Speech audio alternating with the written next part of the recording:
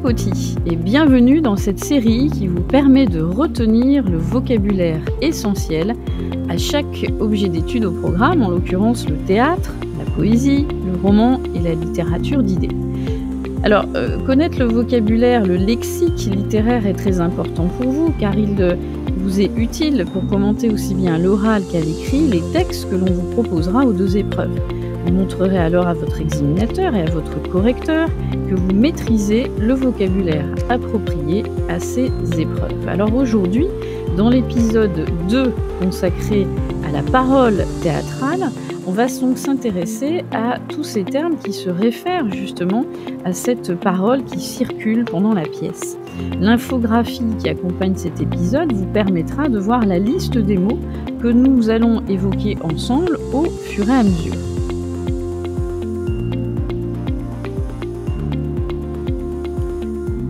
Alors, la parole théâtrale, il faut tout d'abord connaître un terme qui est spécifique au théâtre, c'est la fameuse double énonciation.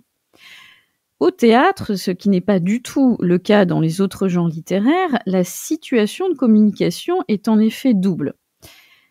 Réfléchissez juste, vous allez voir, c'est assez simple ce terme double énonciation.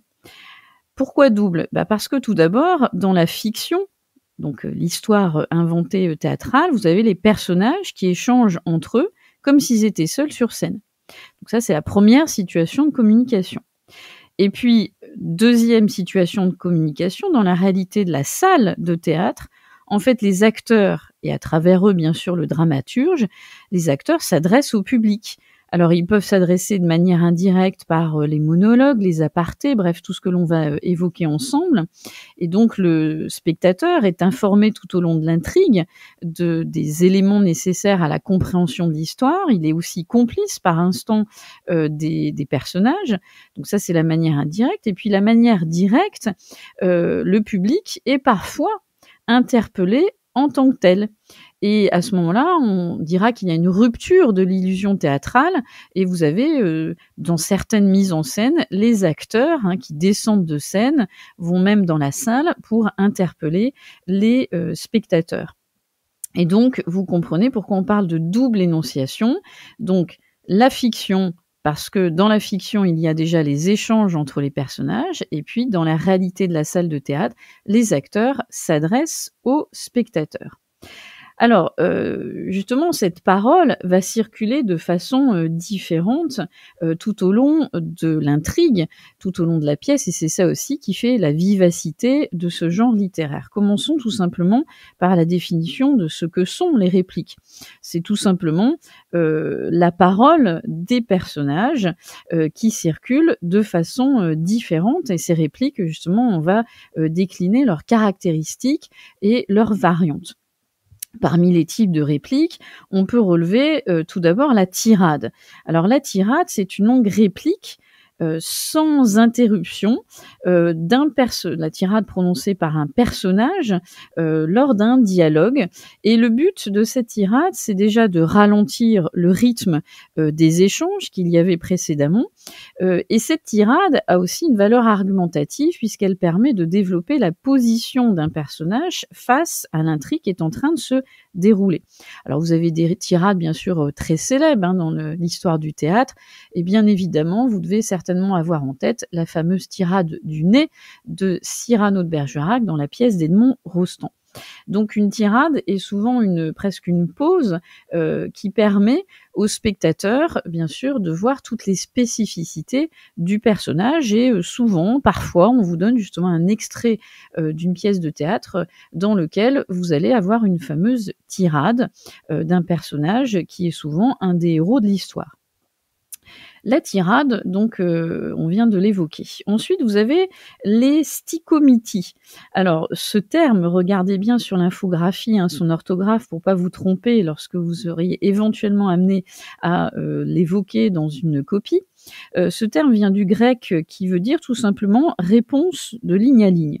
Et donc, si on reprend cette définition, c'est un enchaînement rapide en fait de répliques très courtes d'ailleurs souvent de longueur, de même longueur, des répliques très courtes, de ligne à ligne ou de vers à vers entre des personnages et donc ça permet d'avoir, des répliques brèves qui se succèdent à vive allure.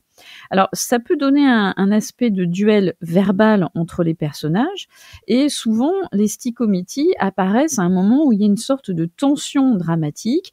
Alors soit c'est pour mettre, et renforcer un effet, comique. Vous avez souvent, ça qui apparaît, dans, le théâtre de boulevard ou le théâtre aussi de l'absurde, soit c'est pour, mettre en évidence la tension grandissante, qu'il y a entre, 2 personnages qui sont face à face. Alors 2 personnages, voire plus.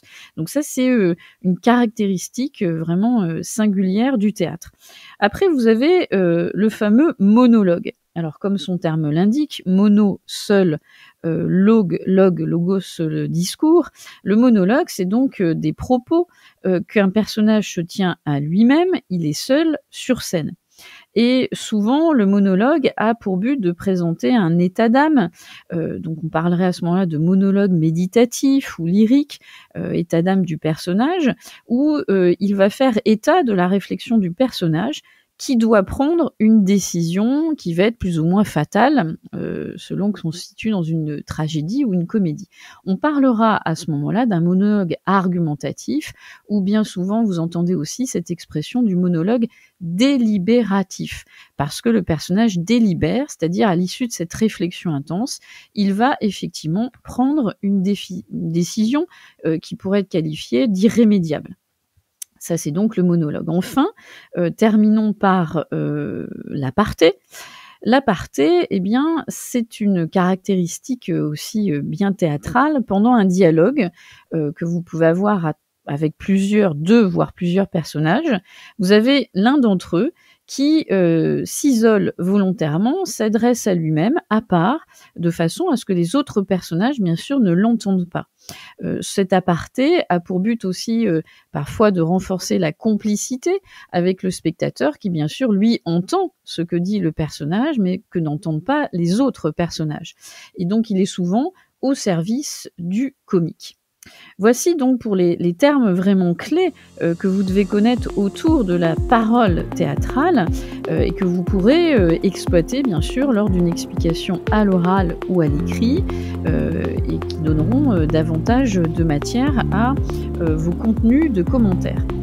Je vous dis donc à très vite sur Clapotis pour la suite de la découverte ou de la redécouverte du vocabulaire littéraire. À bientôt!